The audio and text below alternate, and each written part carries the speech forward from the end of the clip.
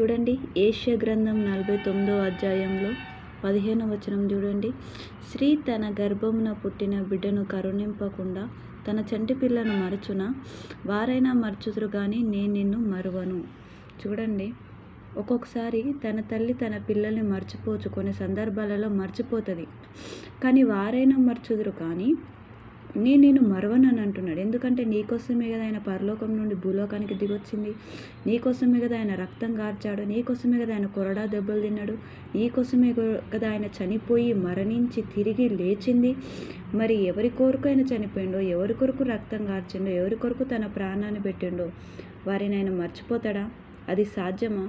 నేను మర్చిపోలేదు బిడ్డ, చూడు కింద చూడుము, నా అరచేతుల మీదనే నేను నిన్ను చెక్కి ఉన్నాను, నీ ప్రాకారంలో నిత్యం నా ఎదుటనున్నవి.